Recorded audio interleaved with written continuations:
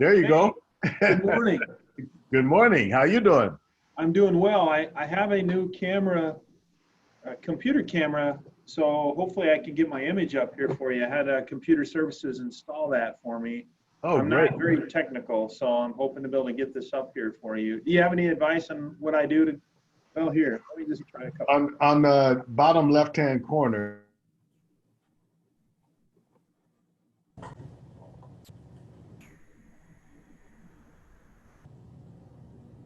Can you hear me?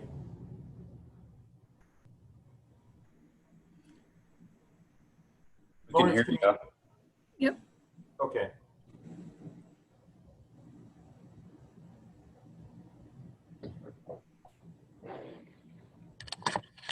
Oh, there you go. Now you look real, man. Awesome. Great. So when they set you up again for one of these in the future, you might want to like have you sit on the other side of your desk so that the light is on your face instead of backlighting you. And Yeah. Well, that's me though. I don't like the attention. So if somebody walks really? by my window, Oh, I'd okay. rather be looking at the person walking by in the window than me. So, but yeah, you're right. I think I'll have to fix that. Yeah. Even if you, I think in your office, even if you, well, that's too much hassle because you don't really have any kind of drape. Your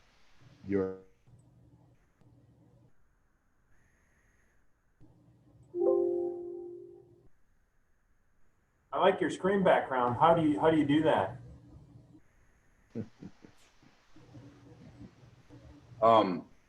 You can go to the preferences. If you go to the zoom.us at the top, I don't have a Mac, so yours might be different, but then the preferences will give you the virtual background option. Okay. And I think, doesn't it come with a couple, Lawrence? Yeah, it does. It does. I'm not, yeah, and that might make it better too because I'm not sure how that will play. But you could try that, and then that might give you a better picture because it looks like your face is reasonably lit, but the background shadow can be a thing. I'm going to go ahead and admit everybody else. Okay, sure. It's 10:30 already. Yeah, sure.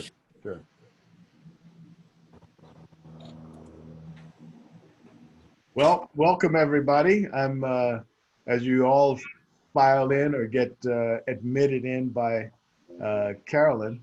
We'll get started because Chief McNeil has some obligations that will sort of truncate his time here with us. So I'm going to try to get started.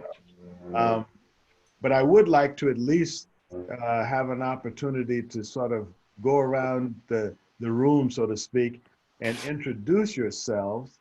And then I will introduce Chief McNeil. So if you could just, I guess we'll start with, on my screen, I have like, let's see, I have Carolyn is up. So I'll start with you, Carolyn, and we can just say where we are, what your name is, and where you are.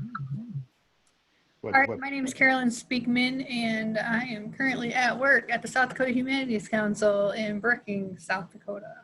Okay, Ryan? I'm Ryan Woodard. I helped create this program with Lawrence, and I'm in Sioux Falls. And I would like to thank Chief McNeil for taking his time to appear on this. We really appreciate that. So. Okay, Thea? Good morning, I'm Thea Miller-Ryan. I'm with the Osher Lifelong Learning Institute in part of USD in Sioux Falls. Naima? Yes, I'm here in, where am I? I am in Elkton, and I'm here to get into some good trouble. Yeah. Kendra? I'm Kendra Brookhausen, and I'm also currently at work at the Humanities Council in Brookings. Okay. Jennifer? Hi, I am also in Brookings. I'm also sort of at work, but not in the office. I'm on my front porch, which is why I'm a little backlit, but it's a gorgeous morning, so. Good. Phyllis? Phyllis Coldeye in Brookings, South Dakota. Deb? Hi, Deb Delaney. I am on staff at SDHC and I am on my front porch too, but anything like yours, Jennifer. Haley? Hi, I'm at work at the Humanities Council as well, but I'm actually in my bedroom. Right. Dave Erickson?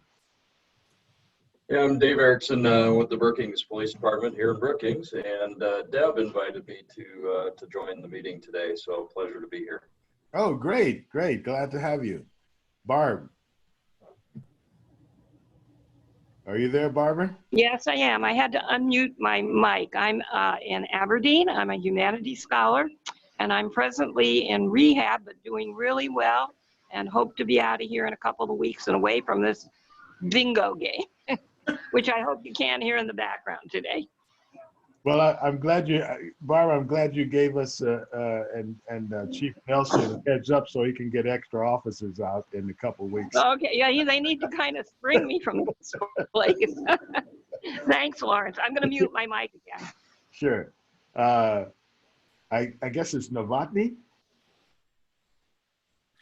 And I don't know if you're seeing He said in the chat that he doesn't have a working mic. Oh, okay. All right. Lawrence Novotny in Brookings, and he's just listening in today. Okay, great. Okay, so we'll get started. Our guest today is Chief Dave McNeil, and he's the Chief of Police at the in Aberdeen.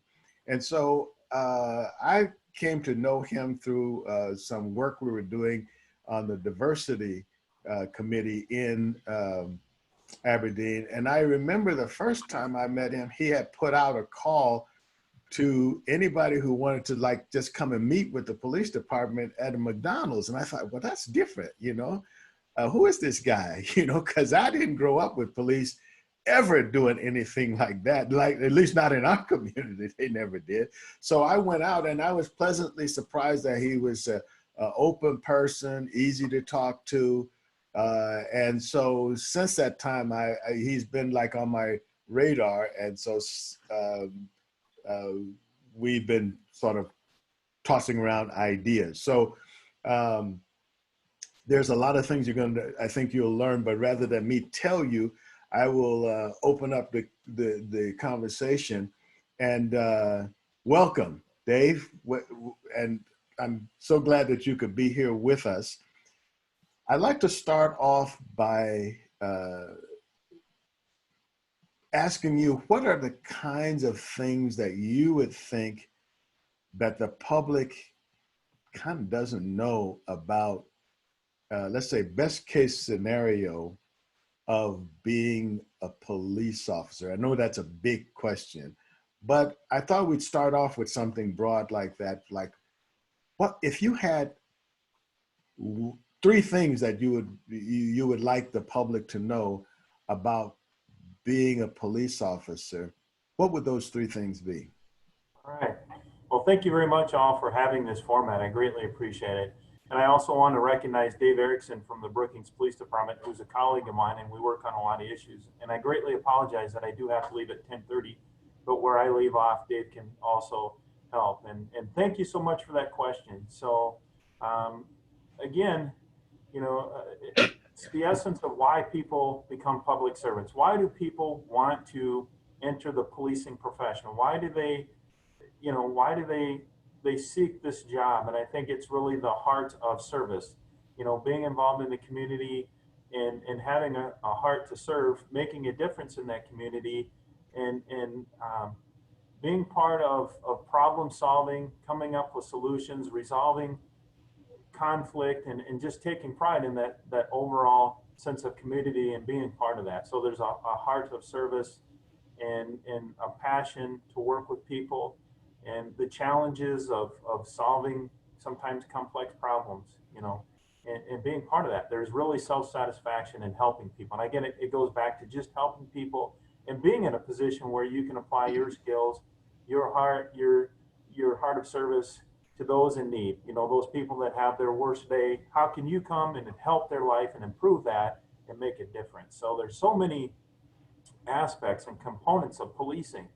And, you know, a lot of the things that you experience in policing, you know, sometimes are, you know, our community policing projects where we're touching the community in a real broad scale. You know, we hold our National Night Out event, which unfortunately we weren't able to do this year because of the COVID factor and some of those things. So the outreach things are probably where most people will likely see, you know, our officers and you know, our, you know, input into the community. And of course, there's the other side of policing too, the law enforcement aspects as well, whether it's traffic enforcement or handling calls for service and people in crisis. But so there's a lot of different ways that we touch a community. But as we're working through some of these hard issues that we experience in policing right now, and I think the policing, you know, profession is in another serious area of transformation. So we're looking for opportunities to, again, build relationships in our community and build communication. And there's such a broad range of this, but we're always looking for opportunities. And that's, I think the value of hopefully this format today is that people can give me ideas that I can take back and bring to my community or use in my community, that I can help connect with people, I can help relate to people, I can help work through problems and issues and be just the public servants that we are. So I have a tendency to ramble on, and you can experience my passion when it comes to policing, but really this is a great job. It's a noble profession, but you know, it's also a challenging profession. You're taking a normal person with a good heart and a clear mind and a willingness to help people, and then you're training them, and then you're putting them out into the community, and you put a lot of weight on their shoulders. Some things they're just not necessarily able to handle. In policing, we're great at stabilizing things, but at the same time, we're not licensed mental health professionals. You know, so there's a lot of things that I think we put on the police shoulders that we're not necessarily able to help with, and that's where these partnerships and these things that we're trying to do to bring more resources to people in crisis. You know, domestic violence, which is a common call for service. Police are awesome in stabilizing things and investigating a crime and determining who made a mistake, but we're not marriage counselors. You know, so, you know, there are a lot of different things that need to be worked into this equation to restore, you know, a person or a family and put them on a better path, you know. And I've rambled on a lot, and I just really would like your thoughts and inputs, you know, on what I can do to be a better police chief, what we can do to be better in policing in South Dakota and our communities. And I just want to tell you that you're not going to offend me. Don't put a filter on what you think about policing, because everybody has a frame of reference, and I want to hear the stories. If you had a negative experience with policing, I want to hear it.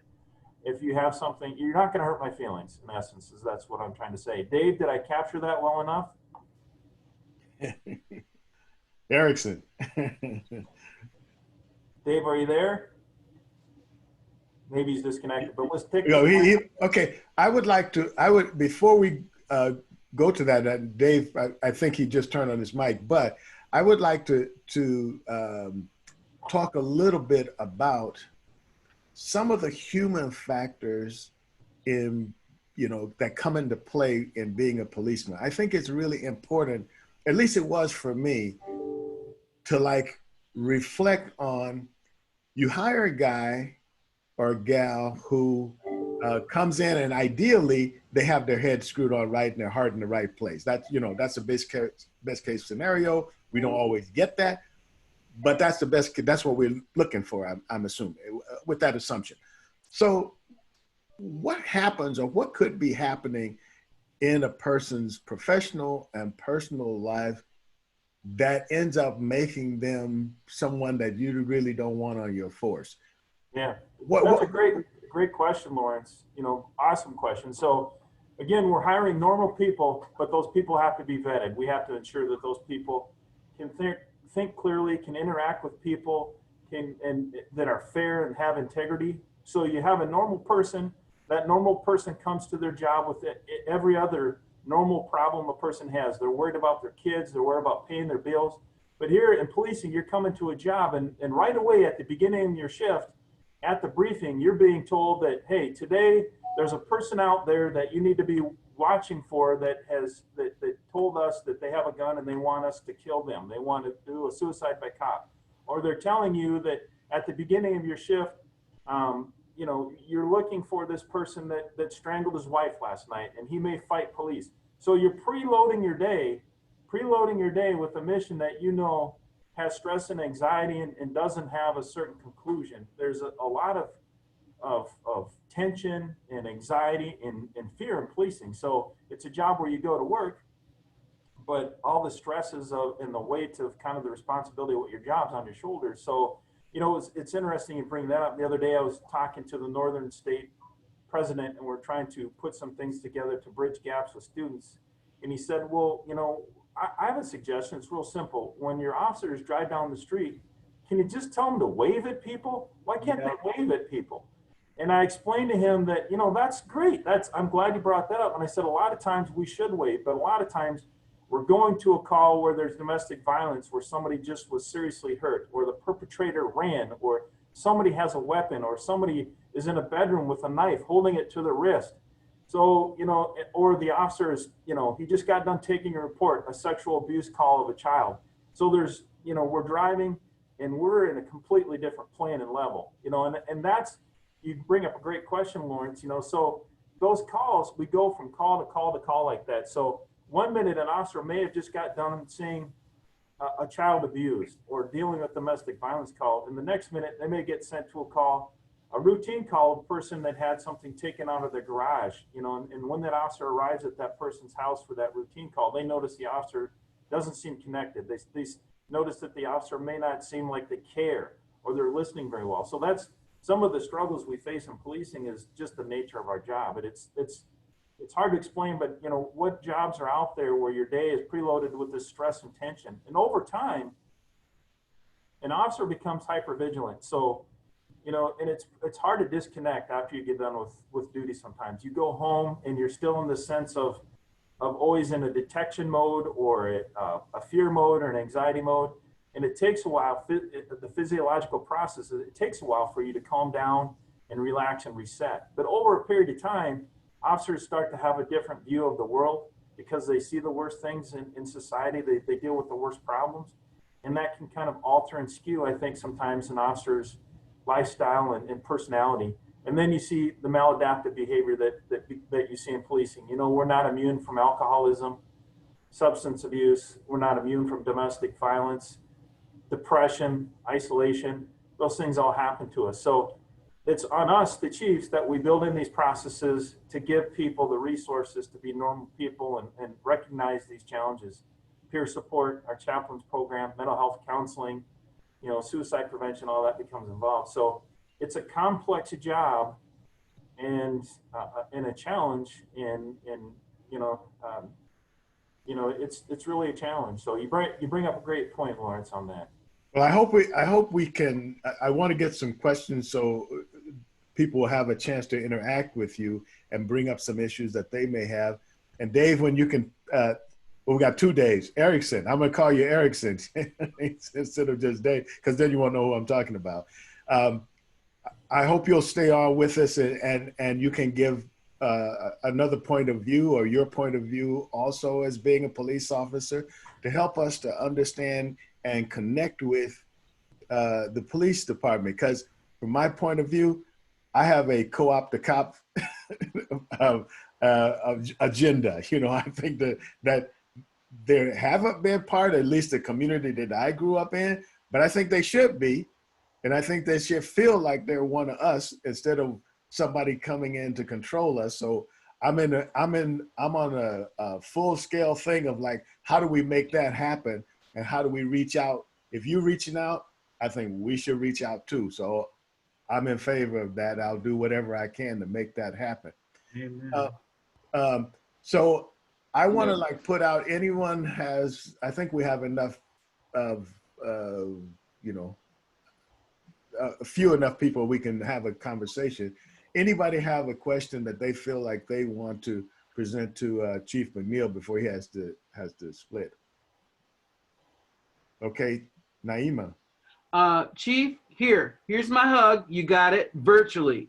Right. You go on, boy. I like that. Awesome. Thank you so much. You remind me of Marty Stanwich down here. I'm from St. Paul, Minnesota, Minneapolis, and we did have a thing called Hug a Cop, in the sense that we had addressed, now this is back in the 90s, we had addressed everything that you're talking about in terms of the stress and all of that. And when you said, when you're talking about waving, I'm like, yep. And then you went right into what we had addressed. And one of the things that, let me write down what we had, I'll be real brief. Number one, the police officers explained to the community just what you said, because not everybody understands that. There was a timeout. There were more officers hired. There was an extended budget. There were more officers hired so that these guys could just take a time out, and a vacation, so to say. And then with the domestic violence, there was a program that was set up, and this happened to be for Black guys, but other people too. BNAP, Brothers Need a Space, or a place rather, and then SNAP, Sisters Need a Place. Instead of people going to jail for domestic stuff, there was a separate place 24 hours a day where the man could go and the women could go, because women have the shelter, the men have the bar, and everybody, oh man, you ain't gonna let her get away with that. No, no, you know, you need to, what you a punk? So we had that going on so that the guys could have a spot to settle down. Because when a police officer put them in jail, then they're mad at the cops, so on and so forth. So it was a total, what you're talking about, but it was addressed. More officers, people being able to take that time out and vacation, and the community knew. They knew when their guys, and then the officers did come from the community, or they had relationships with the community. That's why I was smiling when you took them out to McDonald's. That was, you know, they actually went to a place better than McDonald's. That salad was good.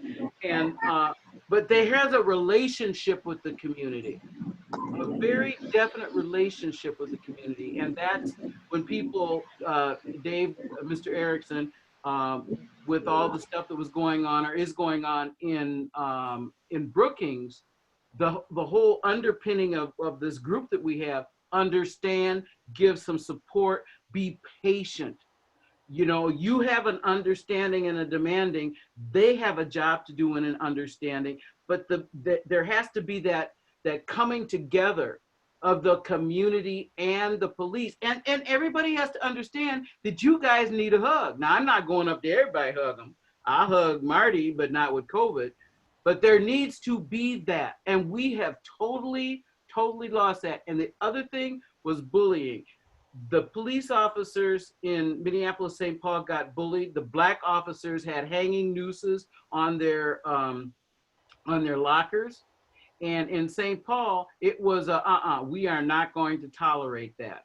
And the couple of people that did that were told to let go, be gone. So you got all of that, and that's what, and it was successful. It was very successful. You had kids coming up and hugging. How's your day? How's your day been? You know, they go up to the police car and not, hey, what you doing? And it immediately brought some of them back to, hey, it's not just what the different things that you were talking about. It's this little kid. Let me deal with this while we're on that stakeout or what have you. Okay, I just wanted to get that in there because it was so successful. It really was. Thank you for bringing that up. Phyllis, did you have something you want to say? Okay, anyone else has something that they want to share, ideas? Yes, Lawrence, can you hear me? Yeah, go ahead. Yeah. So, before you get started, Barb, if you're not talking, besides Dave, because he's gonna have to keep talking. I know, I'm trying to, it's very difficult when we've got a bingo game and all this other stuff going on here. If you're not talking, turn off your mic. I'm trying to find a quiet place, and it's a challenge, Lawrence. Okay, what I wanted to first do was to commend the Aberdeen, I'm from Aberdeen, and I'd like to commend the Aberdeen Police Department for their use of social media in communicating with our community on many, many different subjects. And especially the way they communicated with the way they communicated with the community with our recent Black Lives Matter demonstration. I think it was a stroke of genius that several days before the event, the police department posted a very nice copy of the Bill of Rights and our Constitution on the website, and basically put out into the community, you're free to demonstrate, you have every right to demonstrate, as long as it's peaceful and you don't start, throwing bricks and doing other things. And I think that that is a model that many police departments, they encourage people to go to that as long as it was peaceful, and it ended up it was. And they had a very diverse group of people. There were people who were concerned with the Black Lives Matter issue, and there were probably 40 motorcycle people who looked pretty tough, Lawrence, but the group got along really well. And I think that that was really a credit to our police department, because they had set the tone by basically speaking to the protesters by saying, here's our Bill of Rights. You're entitled to do this. We're not going to stop you. And I really think that many communities could model that behavior. And that's all I'm going to say right now. I'll mute my mic, Lawrence. Thank you very much for that. I can respond and explain further how that all happened to us. Can I make a comment on that, Lawrence? Sure. Oh, absolutely. Yeah, and thank you, Barbara, for bringing that up. So the protest was very beneficial. One thing that I learned from that is, there's community members that expressed all over the past years, they had negative experiences with the Aberdeen Police Department. Maybe it was a traffic stop or an interaction, but nonetheless, it was a negative experience. And I thought to myself, I wish at that moment in time, we could have come together with that individual or that family and resolve this, or come to understandings, maybe even agree to disagree, but resolve some of the perceptual issues that kind of underpin this. And so really, in my mind, that's an opportunity now to create listening sessions or advisory groups to the police department. So there's some type of a community conduit where people feel that maybe, that interaction they had with the police officer wasn't the best, or maybe they weren't heard in the best way, or maybe they didn't get the best service in an investigation that they asked for, or maybe just the feeling that they get in general. But that's really the outreach that I'm trying to create now, and the learning value of hearing the individual speak about their negative experiences with the Aberdeen Police Department. How can I become closer to the community and build bridges and pathways through individuals like yourself that maybe can help us as police chiefs hear that, mediate that, and bring those people to the table, so at least we can start a conversation and work through some of those issues.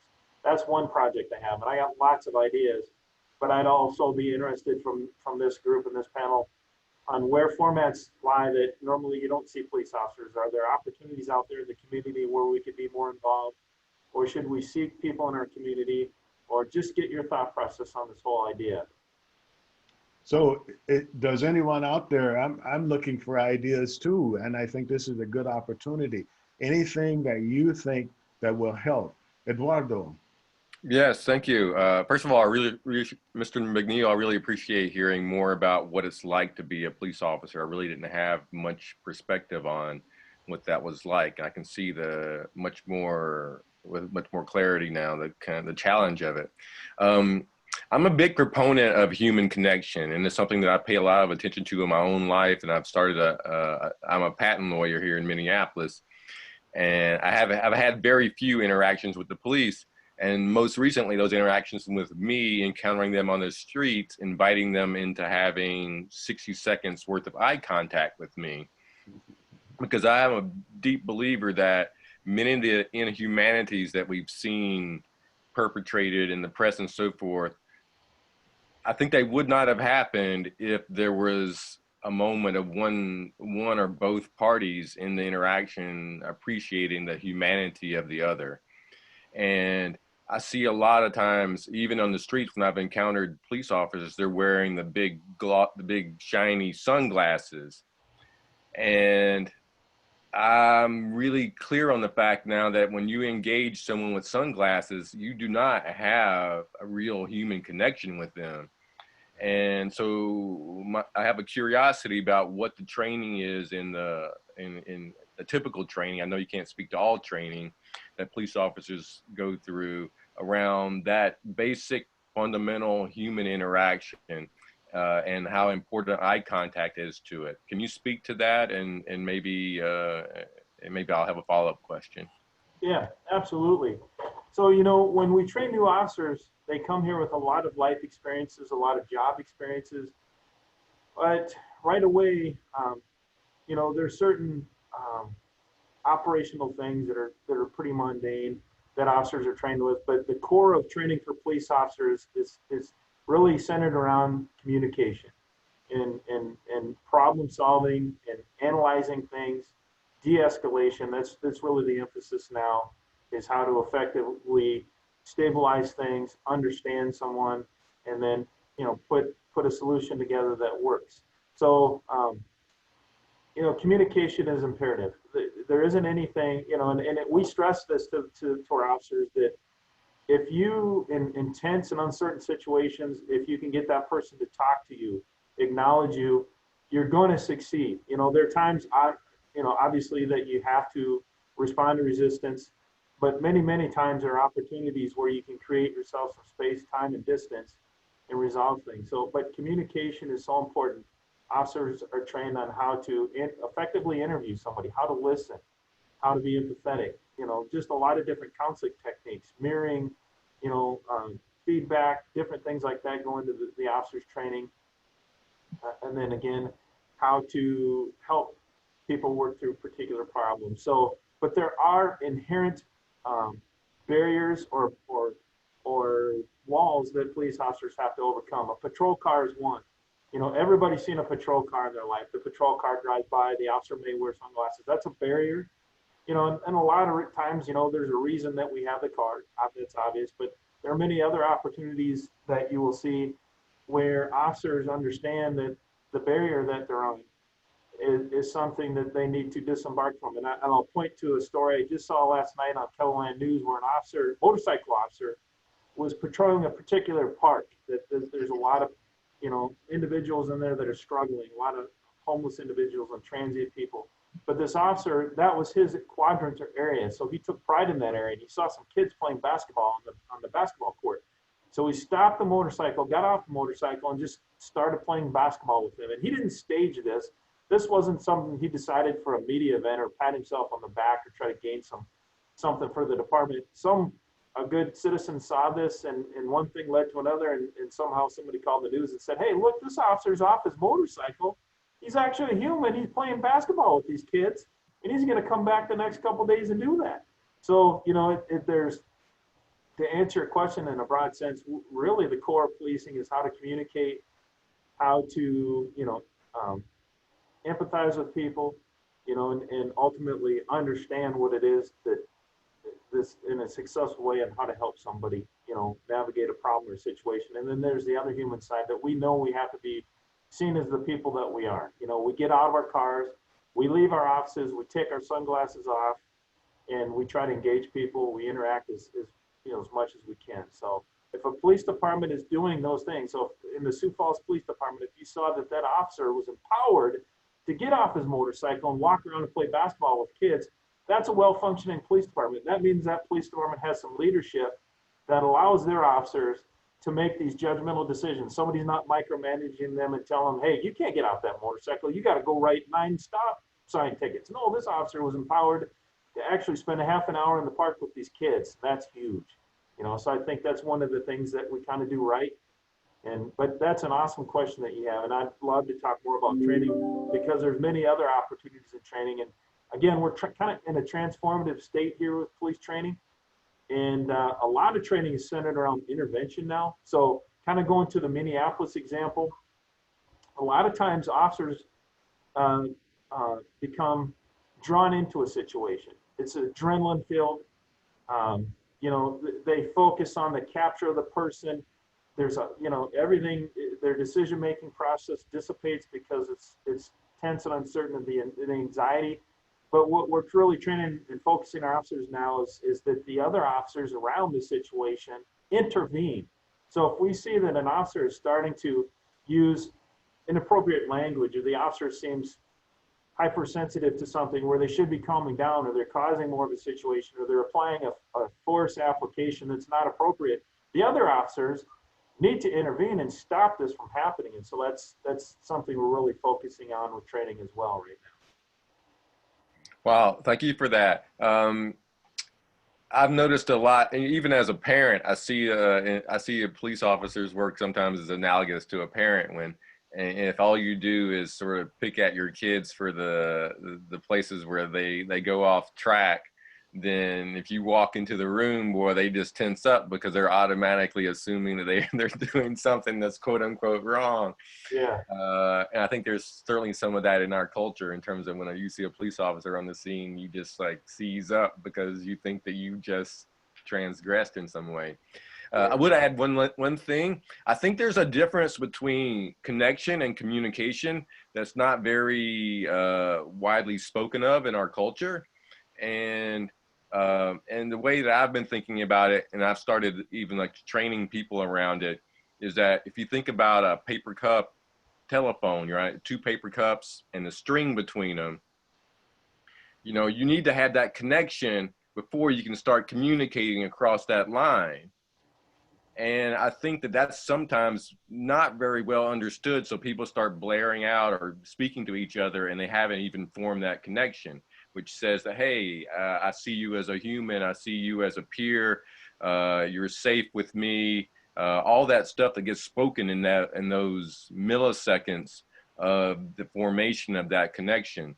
So I'm planting that seed with you, Mr. McNeil, because I know that I can feel that your heart is in what your work is. And I think that's a very vital distinction that most people that I've even begun to talk about this with really don't have clear language around. And I hope that it's something that filters into our, I hope it's something that filters into all our human interactions, but particularly between these more tense interactions with law enforcement officers and the public. Yeah, thank you for that thought. That's a great statement. What I try to tell officers is, law enforcement is built on a customer service model, and people would say, well, that customer service, what are you talking about? But really it is.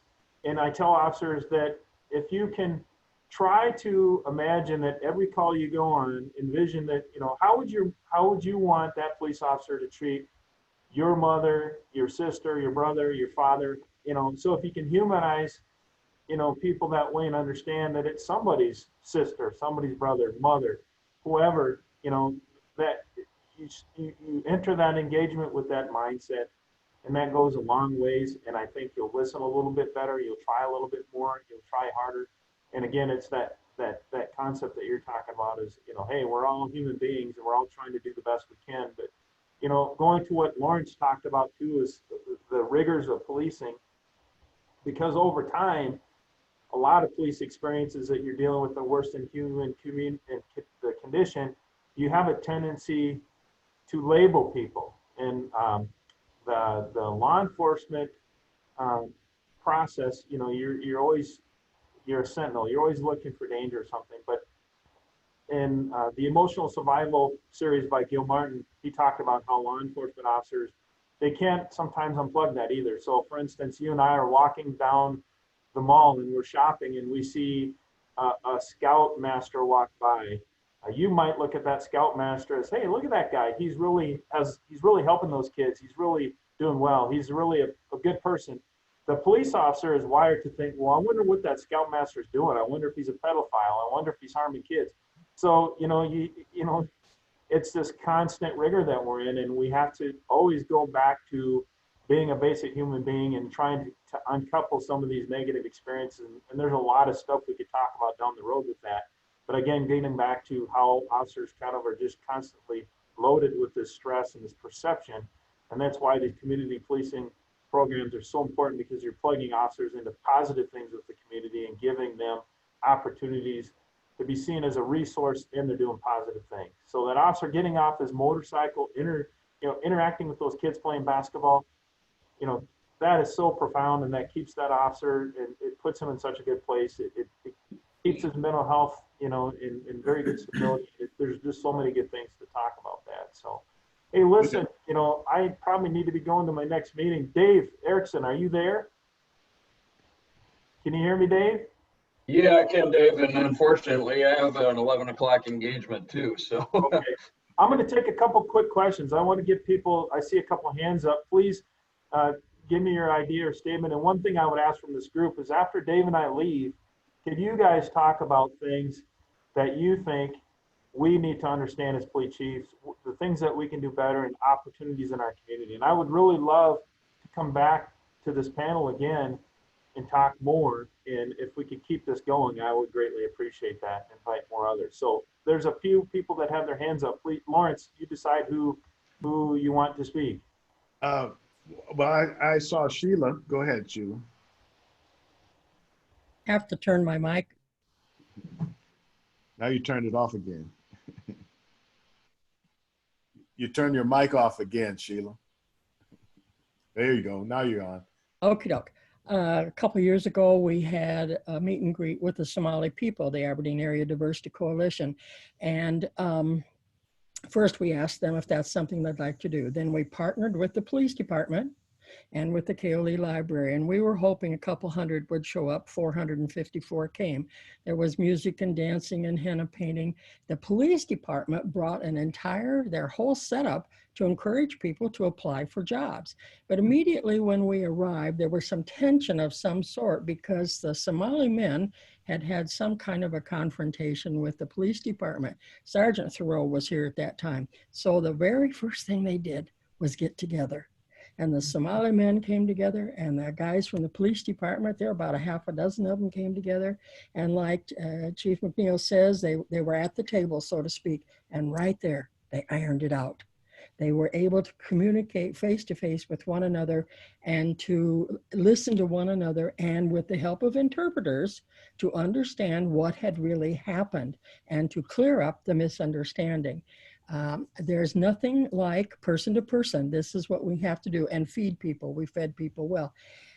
But the problem with the Diversity Coalition right now, because the Somali people would like to do this again, and there are others that might like to do this, but we're treading water because of COVID. We cannot get together. But I want to say, to commend the Aberdeen Police Department for their interaction that day and their constant support of the Diversity Coalition. So I just want to say thank you, and again point out the importance of getting people together when you have difficulties. This is like if you're a preacher and they're out in the parking lot talking about you after the sermon. Why won't they come in and talk to you? And it's exactly what the police department needs as well. Instead of harboring those things, get together. And our Dave McNeil is open to talking to people, and I appreciate that. I quit. I also have to leave early. Sorry, have another engagement. Good. Well, I'm very happy that Dave brought up that we're going to continue this conversation, even though the 2 days have another party that they have to go to. But I want to continue this conversation. We're recording it, so Dave, you can actually listen to the whole thing later. We can try to get you a copy of it so you can hear people's comments or things that they think. And as we're talking, as this conversation is going, please be thinking about, well, what kind of things do you think would help us to make that connection with police departments, wherever they are, because other people may see this too and get some ideas to suggest to their police departments wherever they are. And I like Eduardo's point that he made about the sunglasses, because that's one of those kind of barriers that says two things. One, you disconnected from the people, but also it serves a certain amount of fear, because you are communicating fear by having that on, because you're saying, I'm afraid that if you know what I'm really thinking, that, that it'll give you some kind of edge, or you won't like me or whatever. And I have to hide behind this thing so you can't see me. And I can project that, you know, there's something mysterious about me. When actually everybody else is seeing through you, and you're the only one who's thinking that you're somehow hidden.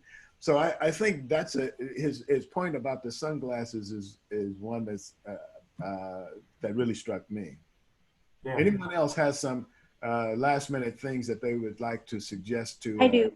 Yes. Who is that? Oh, Deb. Deb.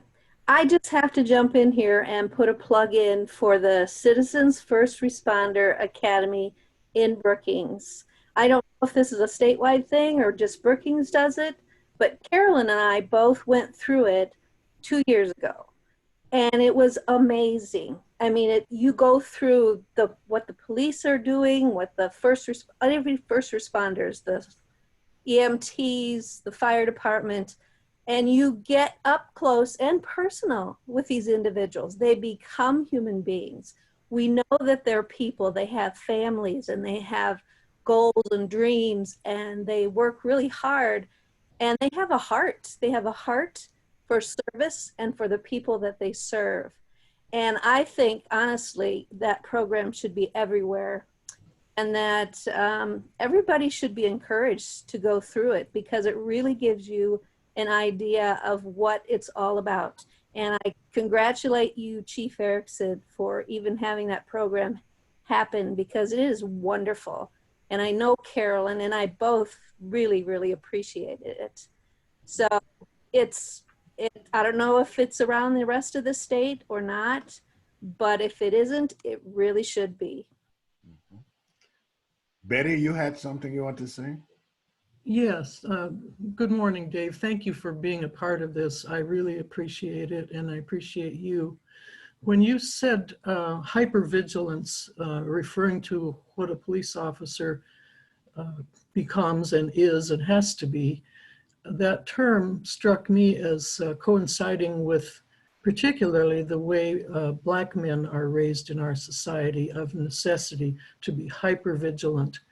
And I think probably in South Dakota, a lot of Native children with a different affect, but they grow to expect the worst, and so they hunker down and avoid. Those are not good positions to start a relationship from. And because of the hypervigilance, if you have a man who's hypervigilant for his life on both sides of a confrontation or an encounter, that's not a good place to be. So I really value the fact that you recognize that, and I just wanted to mention that it may be a factor for a lot of things that we deal with. So that's a very excellent point. Thank you. You're welcome. Anyone else has some ideas that they would like to share with the chief? Well, thank you, everyone. I greatly appreciate it. If I could reconvene with you, at another time, I would greatly appreciate that. I want to thank Lawrence. I want to thank everybody today. Thank you so much for your time. It's valuable to us, and we do appreciate it. So. Okay, we'll be looking forward to it. We will try to make this happen again. More hugs. All right, thank you. If you want, we have a weekly discussion. So, yeah. Thank you. You bet. Dave, did you have anything that you wanted? Erickson, did you have anything you wanted to share with us?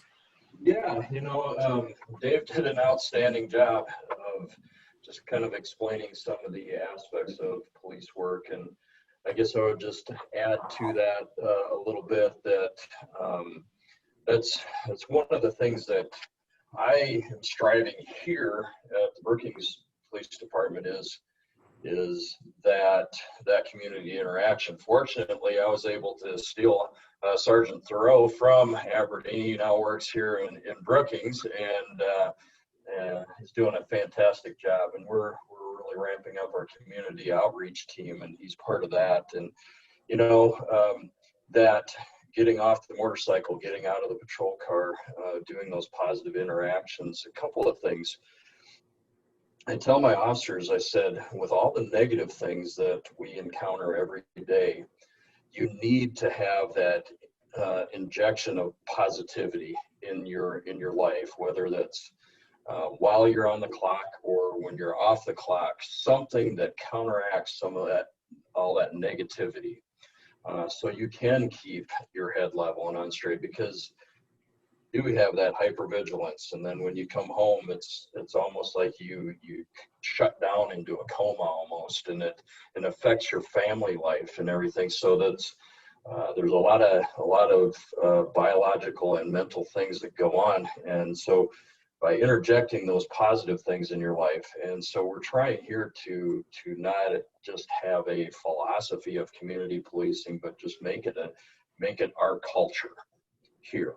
And I forget who mentioned it, but COVID sure has been a real pain in the butt when it comes to trying to implement some of these programs and get together with groups and such, which is what we really want to do and expand on. So yeah, communication, that's the key here.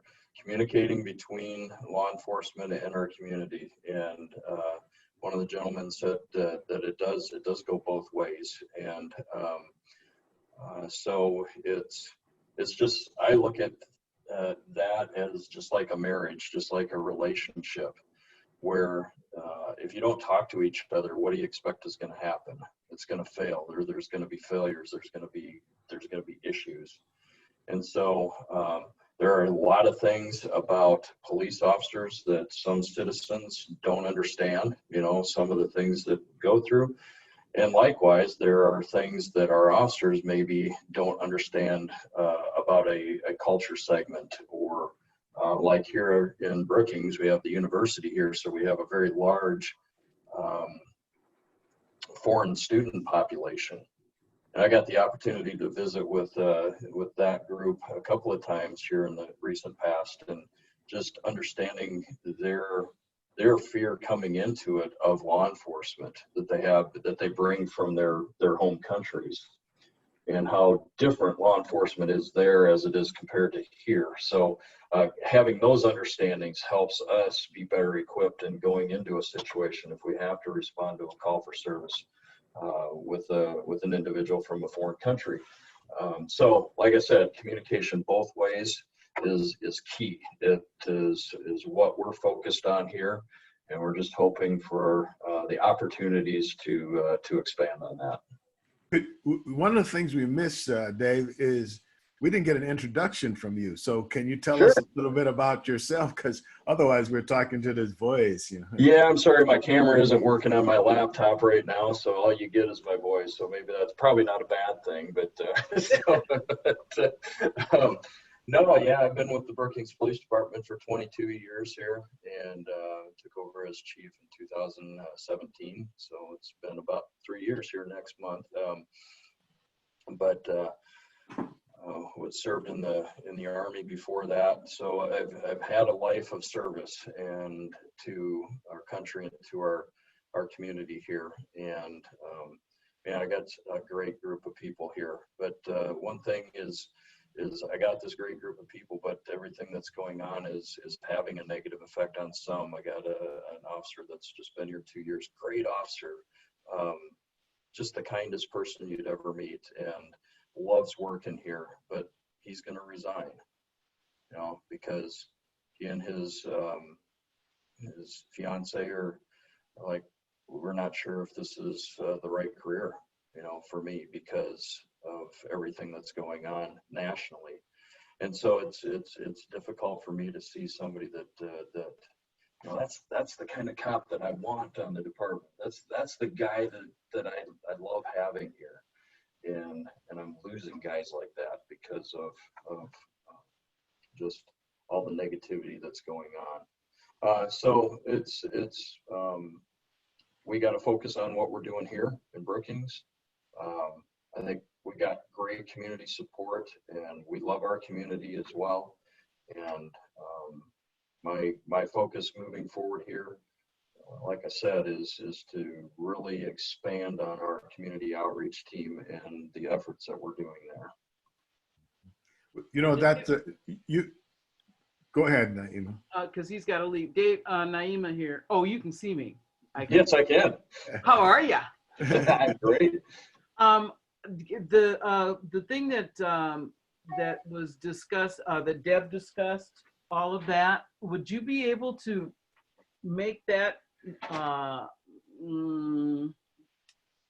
at least tell me, because you know I got a big mouth and I can tell people, so that people will know what's going on. You know, the group that we have, being able to let people understand what's going on. And personally, if there's anything I can do to help with that officer, I'm good at hugs, you know, even virtual.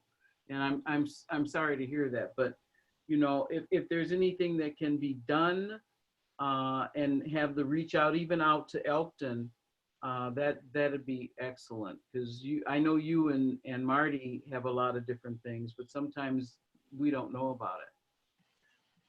Right. Yeah. You know, and this community has been fantastic. There was a couple of weeks there, it was every day we were getting pizza, or we were getting donuts, or we were getting something from the community, a bouquet of flowers, you know, just people saying thank you. And that's great, and that's fantastic.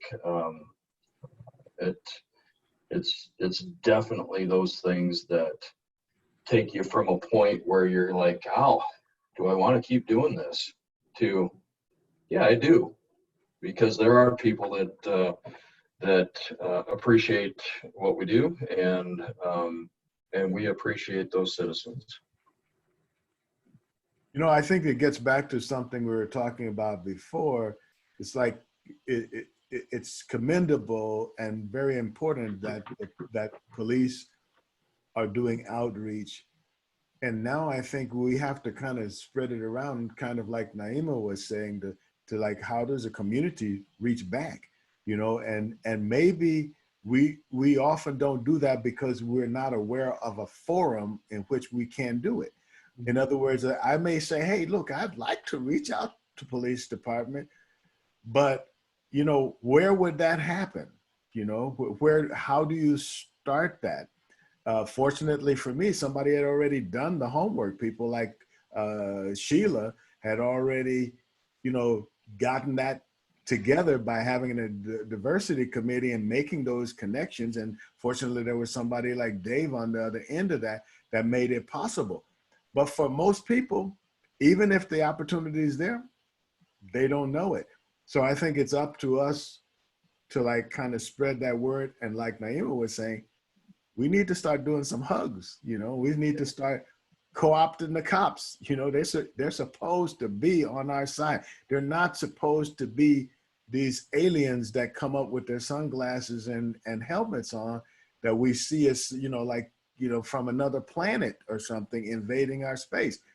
They're supposed to be about us, but we have, to me, I think we need to start to make that happen too, and make them feel like, hey, we feel like we should own you, you know, not those guys down with the big butts who push around all the other things.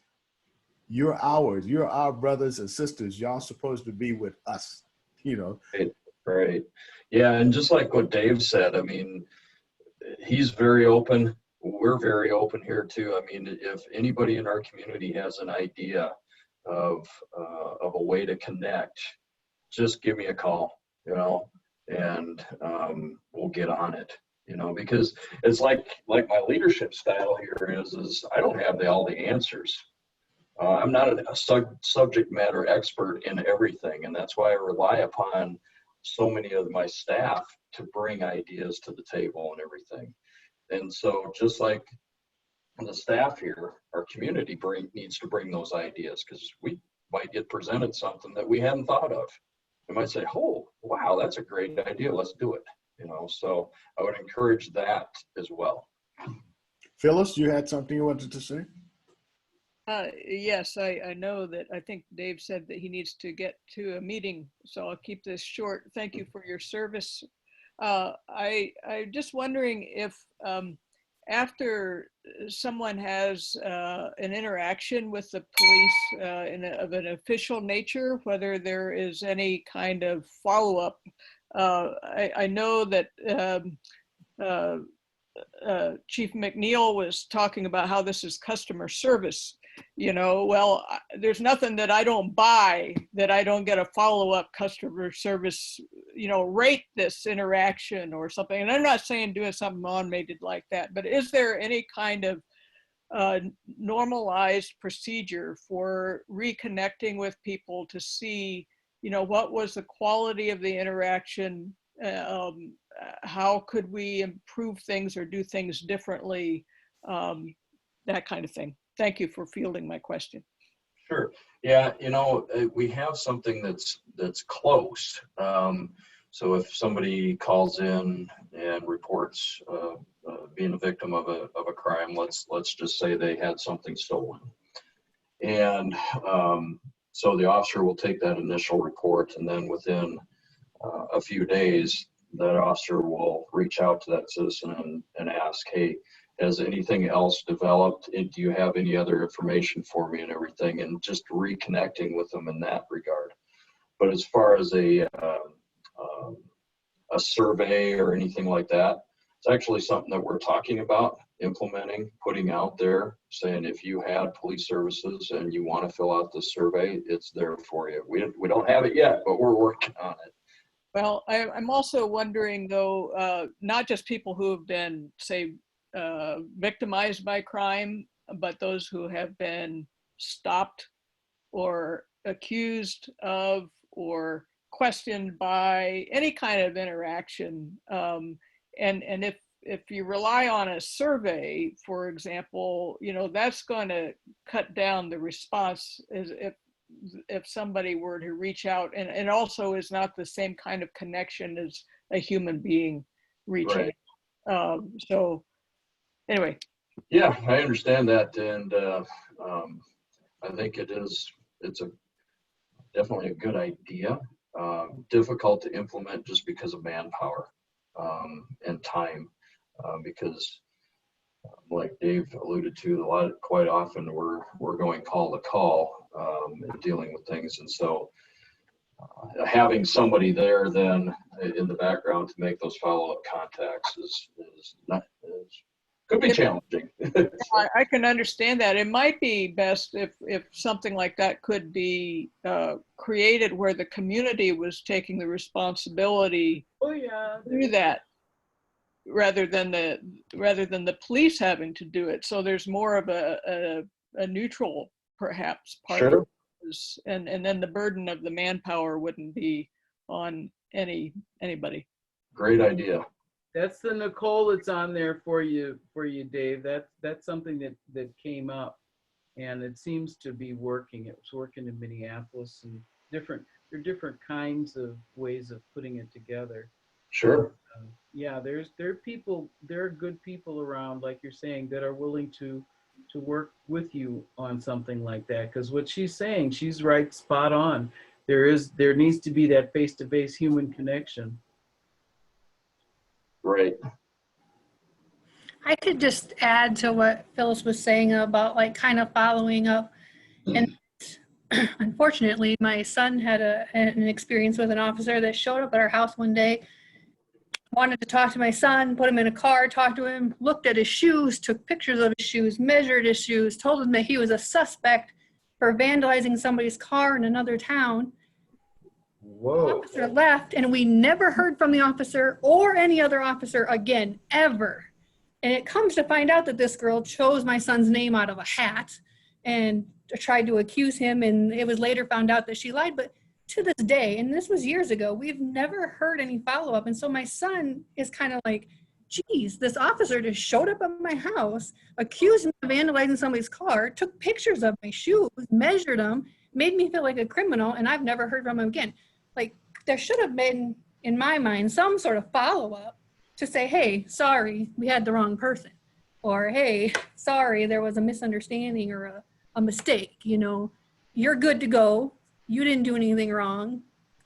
You know, sorry for the confusion. Because as, you know, a 20-something-year-old, my son has a lot of anxiety when police are around, just in general. And I think part of it stems from things like that happen. And so when Phyllis talks about follow-up, I think that would be huge, you know, to have some sort of follow-up for different kinds of things like that too. Now, I'd like to think that that doesn't happen every day, but I'm sure that he's not the only person that that's ever happened to. Like, hey, you were accused of something, it come to find out you didn't do it. Where's the police coming back and saying, hey, we made a mistake? You know, I'm human, I made a mistake, I apologize for putting you in my car in front of your entire neighborhood when you didn't do anything wrong. You know what I'm saying? Like, I think that follow-up is very important with everybody too. Right, yeah, that's a great example. Yep. Anyone else have something to add or to, suggestions to make that they think that, would help relationships between the community and the police department? I have a question. Dave, is there any way, as a South Dakota Humanities Council, which is located in Brookings, as you know, is there anything we can do to work with you on this? Because I agree, I think this is so important to develop these relationships, and just these people that are talking right now, now they know you, and they probably didn't, some of them probably didn't know you before, and they know where you're coming from, and they know where Chief McNeil is coming from, and how difficult your job is. And at the Humanities Council, we work on human relations. So if there's anything that you could see that, like any way we could help you, or, work on programs together or anything, we just encourage you to let us know. Yeah, thank you for that. I think there definitely could be some partnership opportunities with you guys for sure. As we're ramping up our community outreach team, that definitely could be a resource for each other. I think, an opportunity for our officers to learn more about your organization. What do you offer to the community? What do you offer to our state and everything? What is your function and everything? And then learning that, and then putting together our two teams to work for common goals. I think that's definitely a possibility. Dave, this is Deb. One quick question. Do you have anybody from the community on your community outreach team? No, we do not. It was designed to so it's starting off small. We didn't want to start off way too big and and then lose traction or anything like that. So we've got just a small handful of officers that are on this committee. That doesn't mean that it's limited to those officers to do some of the activities or interactions. They are just kind of the organizers, if you will. But my philosophy and my encouragement to everybody is that when they come up with an activity, and I want other officers there participating with that activity outside of this core group. They're, like I said, the organizers for the department right now. Looking at the future of expanding to more people being on this committee, to like you're mentioning, Deb, possible citizen involvement, that's definitely on the table. Right now, we're just starting it, so I want to keep it a little small and get some successes under our belt, and then expand from there. As you're talking, it occurs to me that it doesn't have to be an either or; it can be a both and.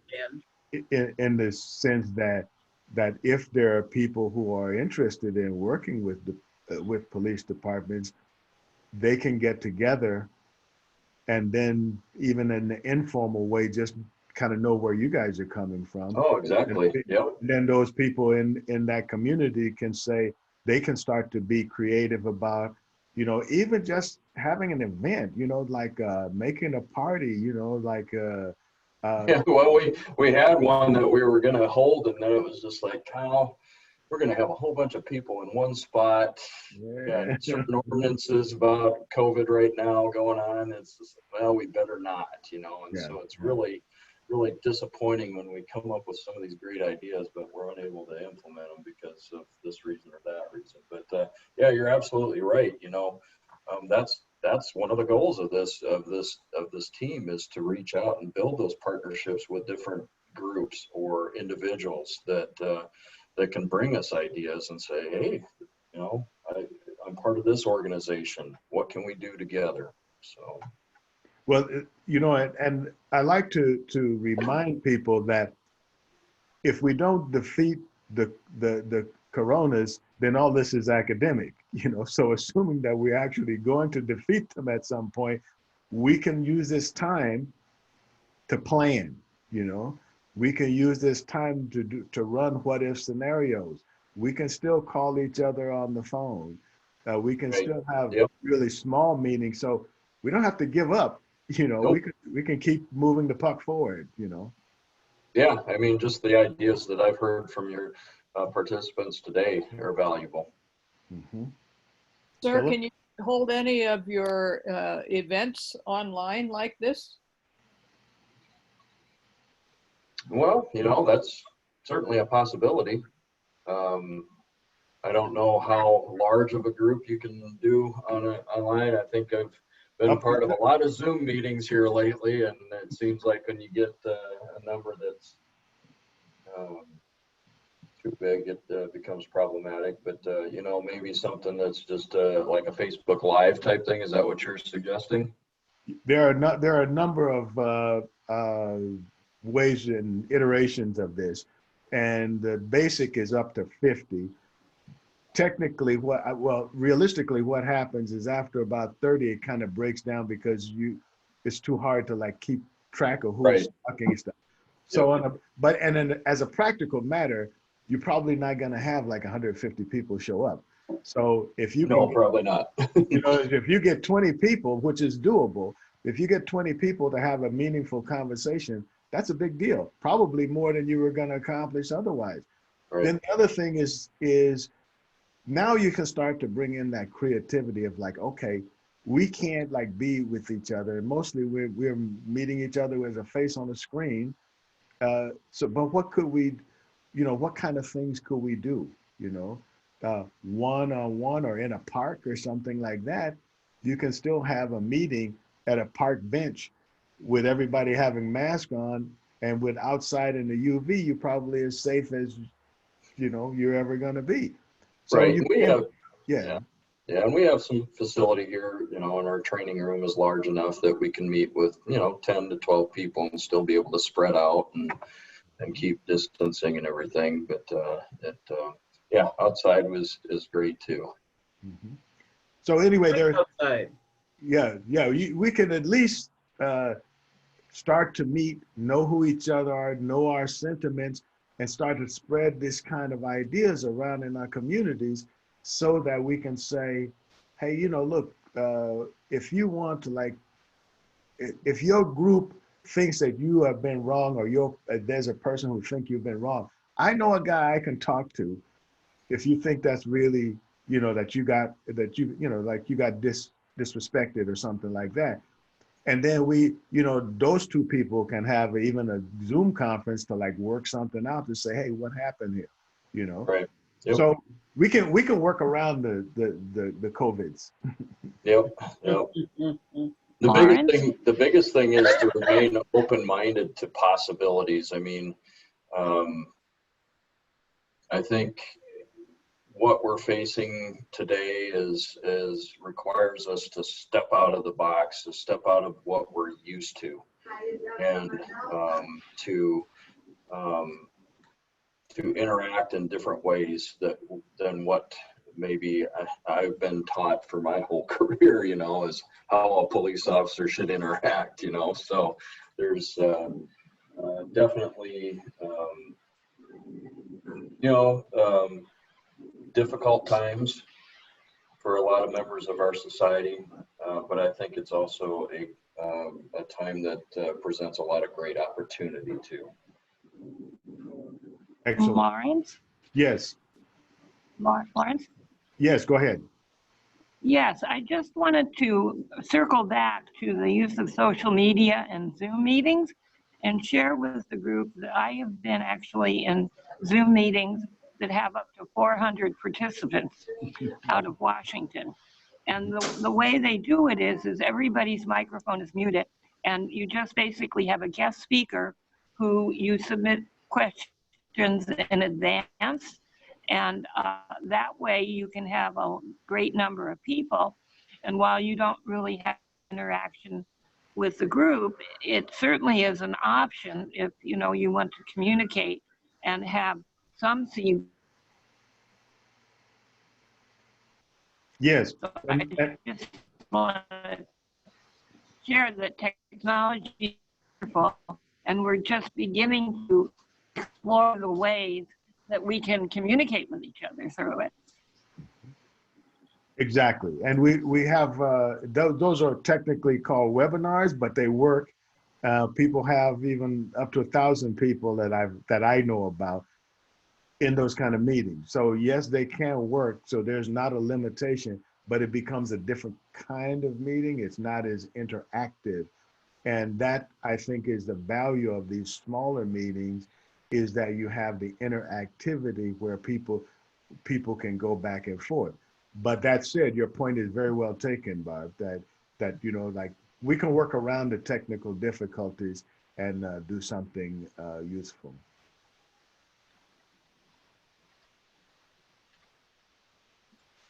Well, we've had a wonderful discussion today. I would like to thank everyone for showing up and for being a part of this conversation. I hope we will keep this conversation going. We will invite Dave back again, and we'll try to get to 2 days on. You guys should have like a show of your own, Yeah, I'm just happy that 2 days that's got a ring to it. Yeah, well, I'm kind of used to it in my family. I have 2 brother-in-laws that are named Dave, and then my son just named our first grandson David second. So we got 4 Davids in the family.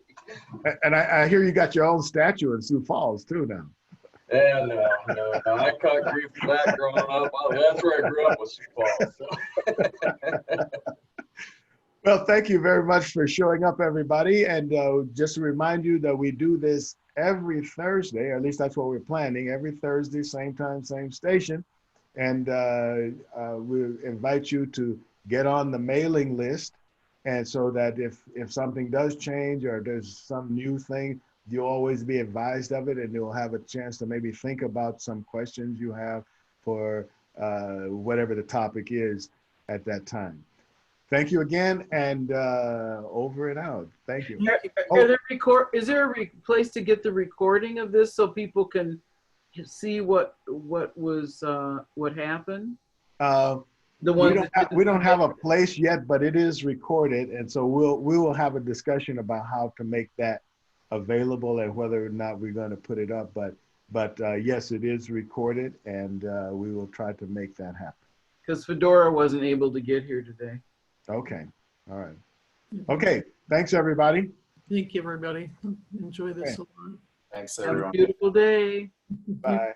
Bye.